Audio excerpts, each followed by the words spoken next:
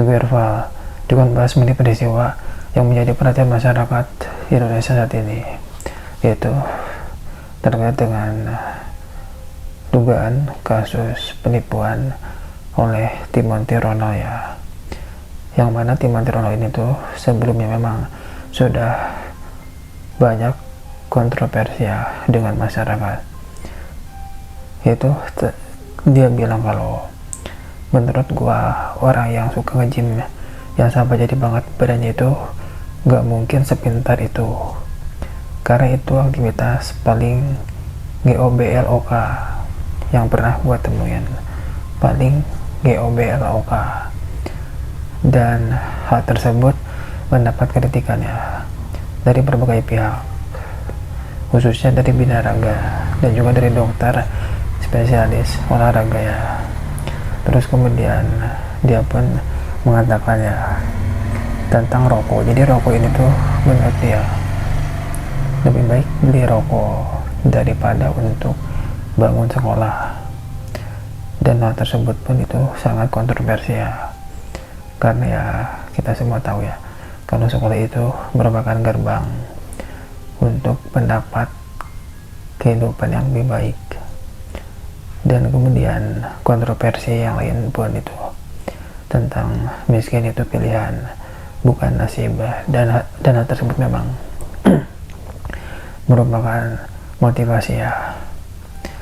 Jadi maksudnya itu untuk membuka mata kita untuk bisa meninggalkan kehidupan susah yang dialami hari ini dan mengubah mentalnya, sehingga di kehidupan berikutnya atau kehidupan yang akan datang itu menjadi lebih baik. Tapi hal tersebut mungkin bagi sebagian orang ya merupakan pilihan, karena rasa syukur orang kan beda-beda. Dan hal tersebut pun meskipun motivasi itu menjadi kontroversi ya bagi sebagian orang yang memilih pilihan di bidang yang mereka pilih.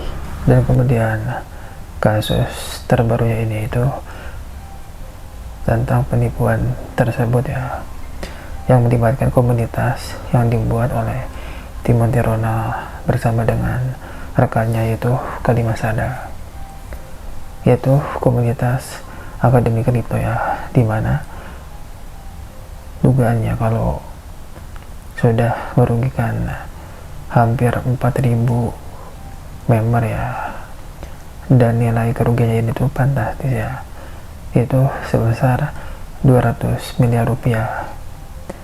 Jadi awalnya di tahun 2024 sampai 2025 ada satu member ya yang bernama Yanggara. Jadi yang ini tuh memang tergiur untuk bergabung dengan komunitas dari Timothy Ronald dan Kalima Sada ini tuh karena ngelihat gaya hidup dari Timothy Ronald ya yang dinilai mewah, dan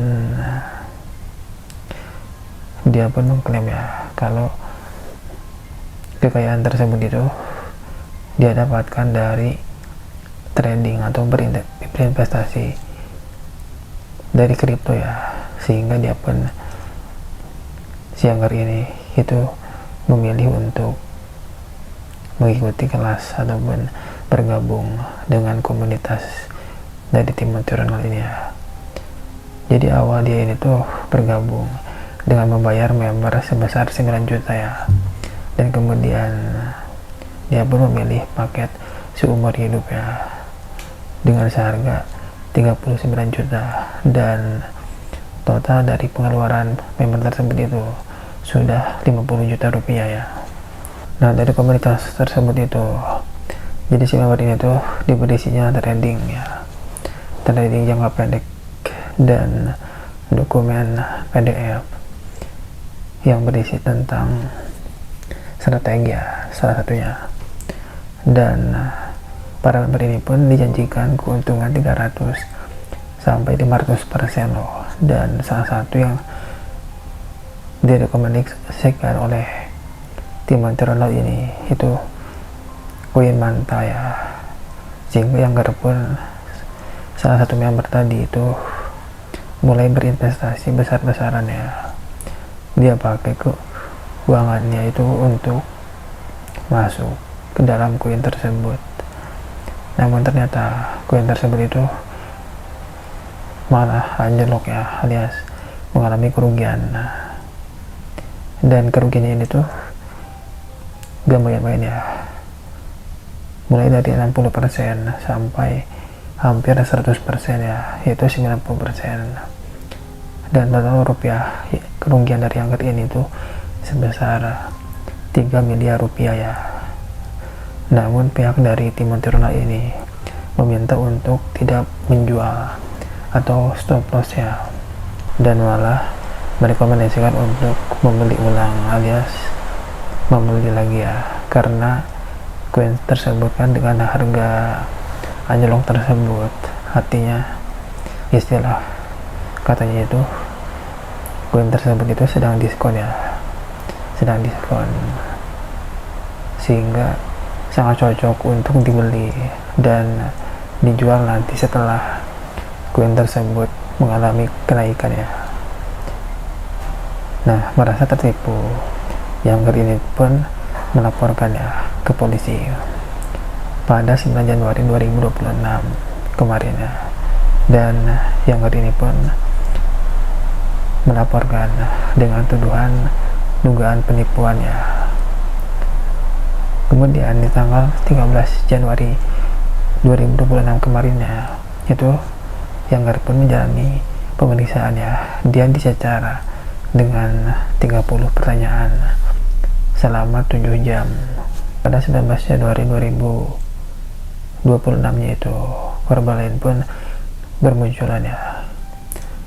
Jadi ada yang namanya tuh Agnes ya. Dia pun melaporkan kerugian sebesar 1 miliar rupiah, dan kuasa hukum pelapor tersebut itu mengklaim ya kalau ada sekitar 3.500 member ya yang dirugikan dengan kerugian mencapai 200 miliar rupiah.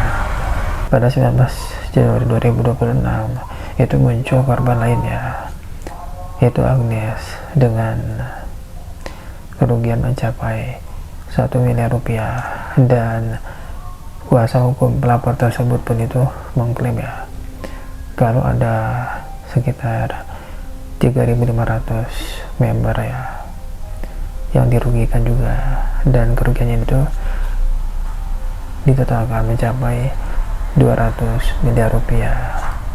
Nah, kemudian ada keterangan dari teman Timon Ronald ya, yaitu yang sama-sama merupakan investor dari Holy Wings ya, yaitu Bang Hotman Paris. Dia mengatakan kalau tuduhan investasi bodong tersebut itu tidak tepat ya, karena Timothy ini tuh tidak pernah menjual produk maupun menerima dana investasi dari peserta. Dan memang benar ya, dan memang benar seperti itu. Artinya kalau invest ataupun trading tersebut itu atas kesadaran dari si member tersebut ya. Dan Hotman Paris pun itu menjelaskan ya bahwa aktivitas Timothy ini itu sebatas menyelenggarakan kelas atau pelatihan daring seputar kripto ya. Dan dalam kelas tersebut Timothy ini memberikan berupa analisa strategi dan juga modul pembelajaran tentang Bitcoin ya. Dan memang betul ya, kalau memang kerugian tersebut itu memang seharusnya yang disalahkan itu